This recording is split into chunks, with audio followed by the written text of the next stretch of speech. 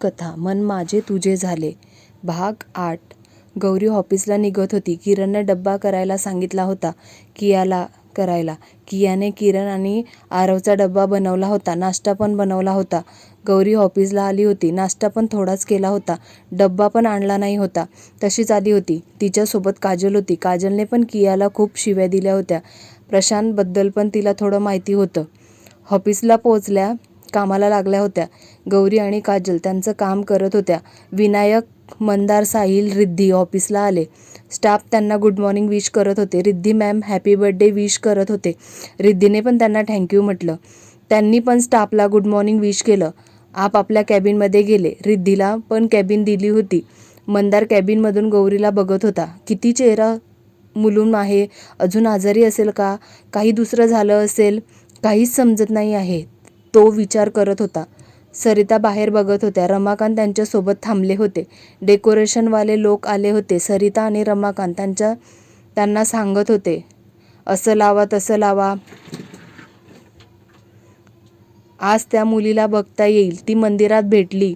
गौरी पण यायला पाहिजे. तिला काही फोन आला होता का? पार्वती म्हणतात. नाही ग आला. ऑफिसमध्ये गेली असेल, कामात असेल. रमाकांत म्हणतात. मंदारसाठी बघितली मुलगी तर येईल. चांगलं असेल. लग्नाचा बार लवकर उडून टाकू बरं. सरिता म्हणतात. इंदू पण येते. ताई खूप धमाल करू, खूप शॉपिंग करू. तिला पण घेऊ. लग्न मस्त झालं पाहिजे. त्या मुलीचे खूप लाड करू. इंदू म्हणतात. हेतल किती भारी भरत होती. तिला मुलाचा लग्नात आपण पण खूप भारी भरू. खूप हौस करून घेऊ. रिद्धीला तिला आवडेल तसं करू देऊ. साहिल पर मस्त अशी मुलगी बघू मंदारच्या लग्नात. सरिता म्हणत होत्या. आपण तसंच करू. त्यापेक्षा चांगलं. इंदू म्हणतात. पार्वती आणि रमाकांत हसत होते. सरिताला आणि इंदूला कशात काही नाही पुढचा विचार करत आहे. किती आनंदी आहे त्या दोघी. मंदारला चांगली मुलगी भेटली पाहिजे. पार्वती म्हणतात. हो, मला तर मंदिरातली मुलगी मंदारसाठी आवडली आहे. रमाकांत म्हणतात. ती खूप समजूतदार आहे असं वाटतं. खूप सहन करत आहे. पार्वती म्हणतात. रमाकांत पुढे बोलणार की सरिता आवाज देता. बाबा चहा घेऊ का? आई तुम्हाला काय आणू? तुम्ही घेणार आहे का चहा? सरिता म्हणतात. चहाच कर सगळ्यांचा. काम करणाऱ्या लोकांचं पण ठेवायला सांग. पार्वती म्हणतात. इंदू डेकोरेशनचं बघत होत्या. बऱ्यापैकी झालं होतं. थोडं ते लोक करतील म्हणून सगळे बंगल्यात गेले. नोकरांना सांगितलं होतं सगळं करायला. ड्रिंक, स्नॅक्स सगळं बघितलं होतं. मंदार काम करत होता. गौरी आली. May I come in sir? Gauri म्हणते. Yes come in. मंदार म्हणतो. सर ही फाईल, यावर तुमची साईन हवी होती. आता एक मीटिंग आहे, त्यानंतर तुम्ही फ्री आहे? कारण विनायक सरांनी सांगितलं होतं घरी जायचं आहे. रिद्धी मॅमचा बड्डे आहे. गौरी म्हणते. ओके, तुला बरं वाटतंय का? चेहरा खूप ओढलेला वाटतो. तुम्ही येणार आहे ना रिद्धीच्या बड्डेला? मंदार म्हणतो. मला बरं वाटत आहे. थोडं थकलं आहे. विनायक सरांनी आधीच सांगितलं आहे यावं लागेल रिद्धी मॅमचा बड्डेला. गौरी म्हणते. लंच टाईम आहे, तुम्ही जेवण करून घ्या. मंदार म्हणतो. गौरी काही बोलत नाही, फक्त मान हलवते. केबिनमधून बाहेर जाते. गौरी आली. तिचं काम करत बसली होती. रिसेप्शनची मुलगी गौरीला कॉल केला. तुम्हाला भेटायला किरण आले आहे. मी आलेच. गौरी म्हणते. दादा का आला असेल? गौरी विचार करत होती आणि जाऊन बघते. दादा काय झालं? तू का आला आहेस? गौरी म्हणते. सकाळी डब्बा न घेता आली. आता मला वेळ होता तर मी घेऊन आलो. किरण म्हणतो. जास्त भूक नाही होती म्हणून आणला नाही. गौरी म्हणते. गौरी खोटं बोलू नको. कियाने तुला किचनमध्ये येऊ दिलं नाही. नाश्ता पण नीट दिला नाही. मी बघितलं. तू तशीच निघून आली. वेडी आहे का? ऑफिसमध्ये काम नसतं का? बाहेरचं काही खात नाही. मला माहिती आहे. किरण म्हणतो. तिला डब्बा देतो. विनायक बाहेर आले होते. त्यांनी त्यांचं बोलणं ऐकलं होतं. किती सहन करावं लागतं. तिचा दादा भेटावं लागेल. कुठंतरी बघितलं आहे असं वाटत आहे. हां, आठवलं. त्याला कॉल करून बोलून घेतो. मंदारने CCTVमध्ये बघितलं. काय बोलत होते ते समजलं नाही. हा कोण आहे? तिचा बॉयफ्रेंड असेल का? कोण असेल? ती करेल ना लग्न माझ्यासोबत? मंदार बराच वेळ विचार करत होता. बघू आता विनायक काय करता. मंदार काहीतरी वेगळं वाटत आहे. मंदार घरी गेला. त्याच्या मनात गौरी विचार चालू होते. तो माणूस कोण असेल? त्याने सगळे विचार बाजूला ठेवले. रिद्धीच्या बड्डेकडे लक्ष देण्याचं ठरवलं. तयार होण्यासाठी निघून गेला. गौरी पण घरी आली होती. कोणता ड्रेस चांगला दिसेल? माझ्याकडे तर ड्रेस नाही आहे. बराच वेळ विचार करत होती. काजलला माहिती होतं गौरीकडे ड्रेस नाही आहे, म्हणून ती तिचा ड्रेस घेऊन गेली होती. गौरी, गौरी काय करत आहे? तयारी झाली का? काजल म्हणते. नाही ग, माझ्याकडे चांगला ड्रेस नाही आहे. मी काय करू? मी नाही येत, तू जा. गौरी नाराज होत म्हणते. वेडी आहे का? मी एकटी जाणार नाही, तुला घेऊन जाईल. हा घे ड्रेस, तुझ्यासाठी आणला आहे. मला माहिती होतं तुझ्याकडे ड्रेस नाही आहे, म्हणून माझा घेऊन आली. काजल म्हणते. थँक्यू. काजल मला समजून घेते. मला काय हवं आहे ते पण तुला समजतं. गौरी म्हणते. हो, मग मला नाही तर कोणाला समजणार आहे? ते किया बियाला समजणार आहे का?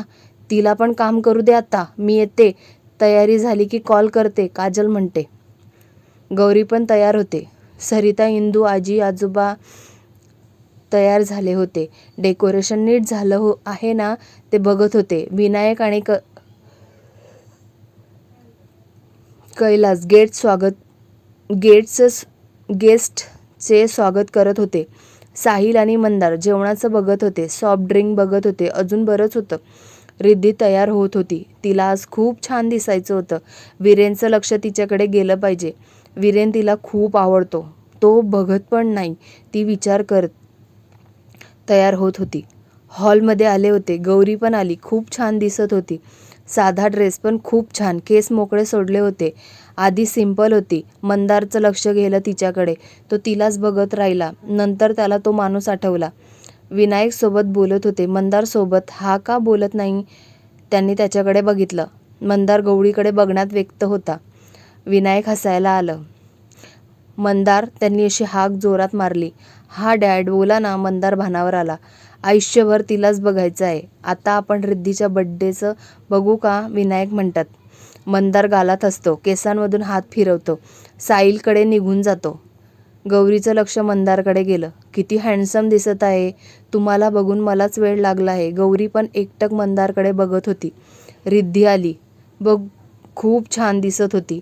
तिला विश करत होते. केक कापायला घेणार होते. एक सुरात happy birthday to you, happy birthday to you, happy birthday to you, happy birthday to you. Riddhi. Cake कापून झाला. डॅड, मंदार, साहिल, काका काकी, आजी आजोबा यांना खाऊ घातले. ते पण तिला खाऊ घालतात. पार्टी रंगात येते. विनायक रमाकांतकडे जातात. बाबा, तुम्ही विचारलं नाही मुलगीबद्दल? विनायक म्हणतात. विचारणार होतो. लोक बोलत होते. मंदिरात भेटली ती मुलगी पण आली आहे. तिच्यासोबत बोलत होतो. पार्वतीला ती मुलगी खूप आवडते. रमाकांत म्हणतात. ती बघा, ती मुलगी आहे. गौरी कुलकर्णी नाव आहे. तिचा भाऊ माझ्या मित्राच्या कंपनीत काम करतो. त्याला उद्या भेटणार आहे. विनायक म्हणतात. आजोबांना खूप आनंद झालेला असतो. ते विनायकला मिठी मारतात. विनायक, आम्हाला हीच मुलगी मंदारसाठी आवडली होती. हीच मुलगी आहे, आम्हाला मंदिरात भेटते. रमाकांत खूप आनंदी झाले होते. खरंच का बाबा? किती मस्त ना. मंदार, मला, तुम्हाला, आई सगळ्यांना आवडली अशीच आहे. विनायक म्हणतात. सरिताला आणि इंदूला सांगा, त्या लग्नाचं स्वप्न बघत आहे. हेतलच्या मुलापेक्षा चांगलं, तिच्यापेक्षा चांगली साडी. काल बोलत होत्या. मी आणि पार्वती हसत होतो. कशात काही नाही, त्यांची सगळी प्लॅनिंग करत होत्या. रमाकांत म्हणतात.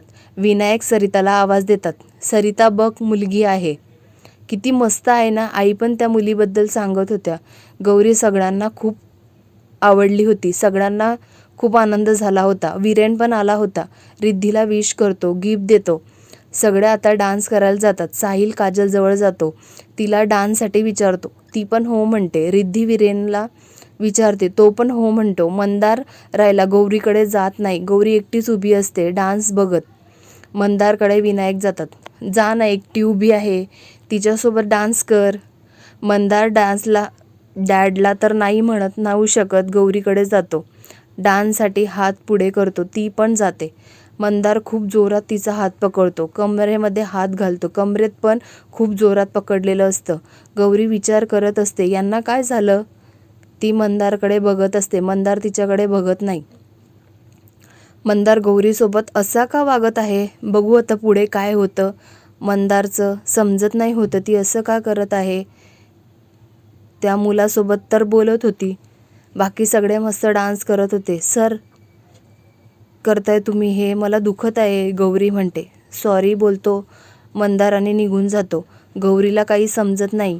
यांना अचानक काय झालं? ती काजलला इशारा करते चल म्हणून. जास्त रात्र झाली तर काहीच भेटणार नाही. काजल पण लगेच येते. साहिल फक्त बघत राहतो. त्याला काजल आवडायला लागली आहे. वीरेन आणि रिद्धी मस्त डान्स करत होते. एकमेकांच्या डोळ्यात डोळे घालून. आजूबाजूला कोणी आहे नाही आहे त्यांना काहीच फरक पडत नाही होता. त्यांना कोणीतरी बघत होतं. गौरी आणि काजल जेवण करतात. आजी आणि आजोबांना भेटतात. अशीत येत जा. खूप छान वाटलं आम्हाला तुझ्यासोबत बोलायला आवडलं. पार्वती म्हणतात. गौरी अशीच आनंदी राहत जा. खूप छान वाटते तुझ्या चेहऱ्यावर हसू. नेहमी असंच राहू दे रमाकांत म्हणतात.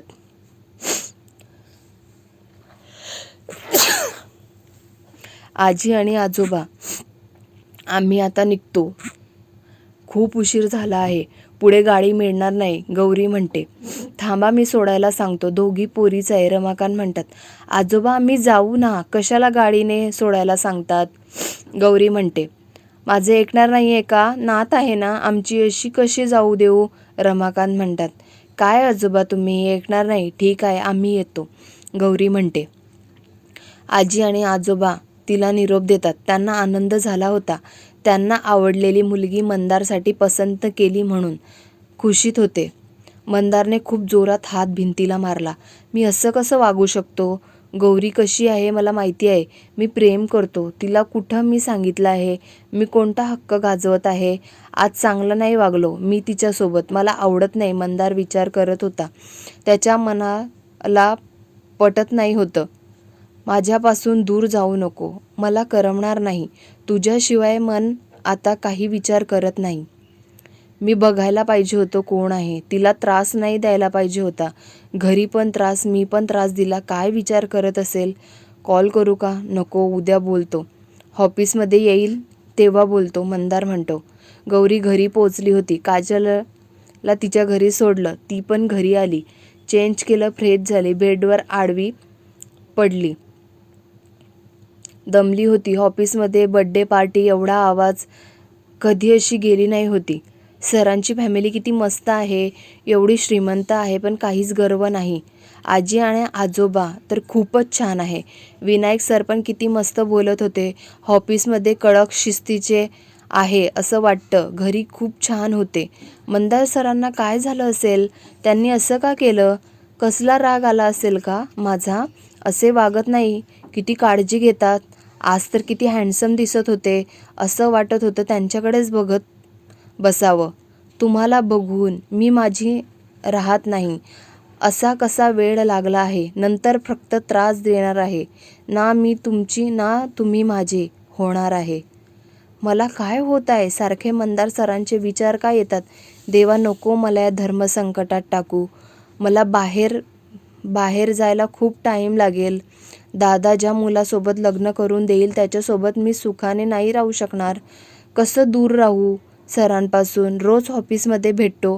त्यांच्यासोबत मीटिंगला जावं लागतं. गौरी बराच वेळ विचार करत होती. विचार करत करत झोपून गेली. बघू आता मंदार गौरीसोबत काय बोलतो.